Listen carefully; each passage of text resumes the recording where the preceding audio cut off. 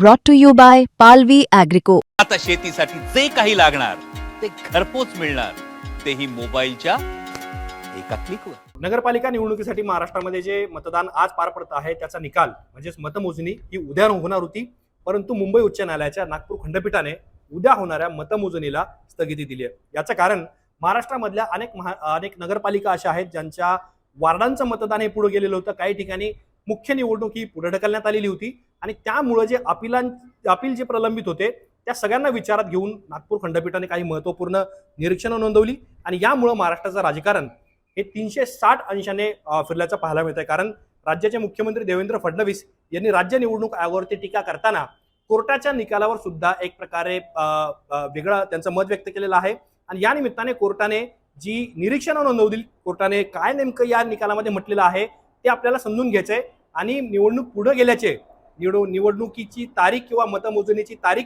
ही पुढे गेल्यामुळे त्याचा महाराष्ट्राच्या राजकारणावरती काय परिणाम होईल हेच आपल्याला या व्हिडिओच्या माध्यमातून समजून घ्यायचं आहे. नमस्कार, मी आतिक आणि मुंबई तकमध्ये तुम्हा सर्वांचं स्वागत आहे. तर सगळ्यात पहिला मुद्दा कोर्टाने काय म्हटला, नागपूर खंडपीठाने हायकोर्टाच्या मतदानाचा अखेरचा टप्पा संपत नाही तोपर्यंत एक्झिट पोल जाहीर करता येत नाही, कारण मतदान प्रक्रिया निष्पक्ष होणं आवश्यक असतं. त्यामुळं 2 डिसेंबरला होत असलेल्या मतदानाची प्रक्रिया ही अपूर्ण ठरते. सगळ्यात पहिला मुद्दा कोर्टाने क्लिअर केला की कुठलीही माध्यमं जोपर्यंत मतदानाचा टप्पा पूर्ण होत नाही तोपर्यंत एक्झिट पोल जाहीर करत नसतात. सगळ्यांना माहिती आहे, ज्या वेळेला मतदान संपतं त्या दिवशी संध्याकाळी माध्यमं हे एक्झिट पोल जाहीर करतात, असा कोर्टाचा म्हणण्याचा आशय होता. त्यामुळे आज जे मतदान होतं आहे 2 डिसेंबरला, या निवडणुकीची प्रक्रिया ही अपूर्ण आहे, कारण 20 डिसेंबरला सुद्धा उरलेले जे वार्ड आहेत, जे प्रलंबित आहेत, ज्यांच्या निवडणुका पुढे ढकलल्या गेलेल्या आहेत, जे स्थगित करण्यात आलेले आहेत काही दिवसांपूर्वी, त्याची मतदानाची प्रक्रिया ही बाकी आहे. म्हणजे ही निवडणूक प्रक्रिया अपूर्ण आहे. पुढे कोर्ट काय म्हणतंय, 20 डिसेंबरला होणारं मतदान बाकी असताना त्यापूर्वीच निवडणुकीचा निकाल कसा काय जाहीर केला जाऊ शकतो? लोकसभेत एक टप्पा झाल्यानंतर निकाल जाहीर करता की अखेरच्या फेजपर्यंत थांबता? मग या निवडणुकीत असं का केलं जातंय? म्हणजे एक निवडणुकीचा टप्पा म्हणजे कोर्टाने 20 डिसेंबरला जे मतदान महाराष्ट्रामध्ये होणार आहे नगरपालिकेचं, त्याला टप्पा म्हणून घेतलंय. अर्थात निवडणूक आयोग कुठल्याही निवडणुकीची कार्यक्रम जाहीर करताना टप्पे जाहीर करत असतं. तसं निवडणूक आयोगाने या निवडणुकीत जाहीर केलेलं नव्हतं. 2 डिसेंबरला मतदान होईल आणि त्यानंतर ऐन वेळेला 2-3 दिवसांपूर्वी काही ठिकाणी स्थगिती मिळाल्या, पण कोर्टाने त्याला टप्पा म्हणून ऍक्सेप्ट केलेला आहे. टप्प्याचं मतदान बाकी असताना, 20 तारखेचं मतदान बाकी असताना निकाल कसा काय जाहीर केला जाऊ शकतो असा सवाल हायकोर्टाने उपस्थित केला. आणि उदाहरण काय दिलं कोर्टाने, तर लोकसभेत एक टप्पा झाल्यानंतर निकाल जाहीर करता की अखेरपर्यंत थांबता? मग या निवडणुकीत असं का केलं जातंय? सगळ्यांना माहिती आहे, भारतामध्ये लोकसभेच्या निकालाचं हे निकालाची मतदान प्रक्रिया ही टप्प्यांमध्ये होत असते. मग 28 राज्य 29 राज्य त्याच्यामध्ये आली आणि या निवडणुकीत असं का केलं जातंय असं सुद्धा कोर्टाने सवाल उपस्थित केला. पुढे कोर्ट काय म्हणतंय, राज्य निवडणूक आयोगाने याची दक्षता घ्यायला हवी होती.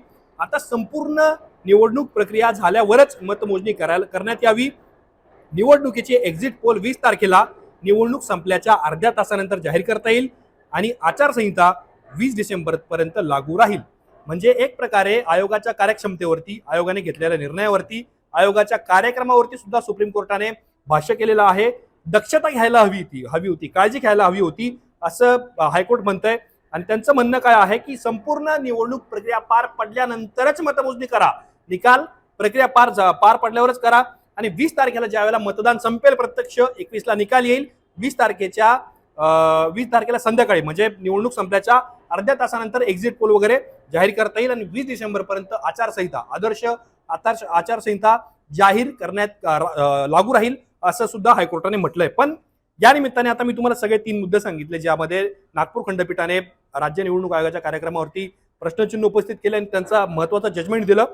पण हे निकाल पुढे गेल्यामुळे महाराष्ट्राच्या राजकारणावरती काय परिणाम होतील, काय त्याच्यामध्ये अपडेट समोर येतील? सगळ्यात महत्त्वाचा मुद्दा आहे की 21 नोव्हेंबरपर्यंत आज जे मतदान होणार आहे राज्यातल्या नगरपालिका निवडणुकांमध्ये, काही महत्त्वाच्या 22-23 नगरपालिका सोडून त्या सगळ्या नगरपालिका मध्ये होणारं मतदान आणि त्या झालेल्या मतदानाचे ईव्हीएम मशीन्स आहेत, म्हणजे आपण ज्याला स्ट्रॉंग रूम म्हणतो, त्याची मुदत ही 21 नोव्हेंबरपर्यंत वाढवता येईल. ते सगळे स्ट्रॉंग रूम हे राखीव ठेवावे लागतील आणि त्या निमित्ताने निवडणूक आयोगाला त्या स्ट्रॉंग रूमवरती किंवा त्या संबंधित जे प्रश्न आहेत त्याकडे लक्ष द्यावं लागेल. आणि सगळ्यात महत्त्वाचं म्हणजे ज्यावेळेला मतदान पार पडतं त्यावेळेला निवडणूक आयोगाच्या अधिकाऱ्यांना, कर्मचाऱ्यांना स्ट्रॉंग रूमची दररोज पाहणी करावी लागते, ती संपूर्ण प्रक्रिया करावी लागते, रोज त्यांच्या स्वाक्षऱ्या त्या ते घेत असतात, पाहणी करत असतात. त्यामुळं आज ज्यावेळेला आपण हा व्हिडिओ रेकॉर्ड करतो आहे 2 तारखेपासून 21 तारखेपर्यंतची ही सगळी प्रक्रिया निवडणूक आयोगाच्या अधिकाऱ्यांना दररोज सातत्याने करावी लागेल. आता दुसरा मुद्दा याच्यामध्ये काय आहे की निवडणुकीची प्रक्रिया ही पुढे लांबली जाईल. म्हणजे 20 जानेवारीपर्यंत महाराष्ट्रामध्ये नगरपालिका, झेडपी आणि महानगरपालिकेच्या निवडणुका होणं आवश्यक आहे त्याचा अंदाज आहे. पण आता यामुळं या निवडणुकीचा परिणाम हा जिल्हा परिषदा आणि महानगरपालिकेच्या निवडणुकीच्या कार्यक्रमावर, त्यांच्या तारखांवर आणि वेळापत्रकावर सुद्धा होण्याची शक्यता आहे. आणि साधारण आपण जे बघितलेलं होतं की महाराष्ट्रामध्ये विधानसभा निवडणूक ही 3 ते 3.5 आठवड्यांमध्ये संपते. 25-26 दिवसांमध्ये विधानसभा निवडणुकीला लागतं तेवढंच बळ, तेवढीच यंत्रणा आणि तेवढेच रिसोर्सेस हे नगरपालिका निवडणुकीमध्ये सुद्धा लागण्याची शक्यता आहे. कारण 2 तारखेला महाराष्ट्रामध्ये मतदान पार पडतं आहे आणि 21 नोव्हेंबरला त्याचा निकाल लागेल. तोपर्यंत या सगळ्या गोष्टींची काळजी ही घ्यावी लागणार आहे. आणि सगळ्यात महत्त्वाचा मुद्दा मी मगाशी सुद्धा उल्लेख केला की सुप्रीम कोर्टाने स्थानिक स्वराज्य संस्थांच्या निवडणुका कधीपर्यंत घ्यायच्या याची जी डेडलाईन जी घालून दिलेली आहे ती डेडलाईन आता ओलांडली जाण्याची किंवा पुढे जाण्याची शक्यता आहे. कारण 20 जानेवारीपर्यंत ही सगळी प्रक्रिया पार पडणं आवश्यक आहे. पण जर 21 नोव्हेंबरपर्यंत नगरपालिका निवडणुकाच संपणार नसतील तर मग जिल्हा परिषद आणि महानगरपालिकांच्या निवडणुकीचा कार्यक्रम कधी येणार हा सुद्धा या निमित्ताने प्रश्न उपस्थित होण्याची शक्यता. आणि सगळ्यात महत्त्वाचा आणि राजकीय मुद्दा यामध्ये काय आहे की आज जे मतदान पार पडलेलं आहे, मतदान होणं आणि निकालामध्ये जवळपास 19 ते 20 दिवसांचं अंतर आहे. आणि अशा वेळेला जिथे ईव्हीएम ठेवलेले आहेत, जिथे स्ट्रॉंग रूम आहेत, तिथे निवडणूक अधिकाऱ्यांच्या बरोबरच राजकीय पक्षांचे कार्यकर्ते सुद्धा पहारा देऊ शकतात. हे आपण लोकसभा आणि विधानसभेला सुद्धा पाहिलेलं आहे. अशा वेळेला काही छोट्या मोठ्या कारणास्तव तिथे त्यांच्यामध्ये संघर्ष होण्याची शक्यता आहे.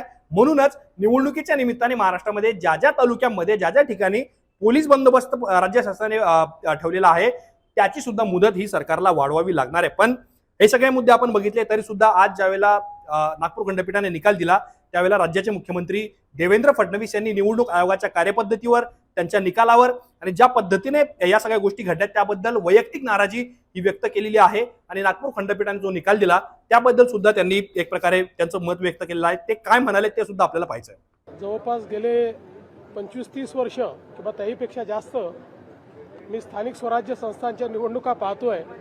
पण असं पहिल्यांदा घडतंय की घोषित केलेल्या निवडणुका पुढे चाललेल्या आहेत, त्याचे निकाल पुढे चाललेले आहेत. मला असं वाटतं की एकूणच ही जी काही सगळी पद्धती आहे ही पद्धती काही फार योग्य वाटत नाही. अर्थात खंडपीठ स्वायत्त आहे, त्यांनी निकाल दिला तर तो सगळ्यांना मान्य करावा लागेल. इलेक्शन कमिशनही स्वायत्त आहे. पण यातनं जे उमेदवार आहेत, जे मेहनत करतात, इतके दिवस प्रचार करतात, त्या सगळ्यांना एक प्रकारे त्याचा भ्रमनिरास होतो. आणि सिस्टीमच्या फेलियरमुळे त्यांची काही चूक नसताना त्या ठिकाणी अशा पद्धतीनं या सगळ्या गोष्टी होणं काही योग्य नाही आहे.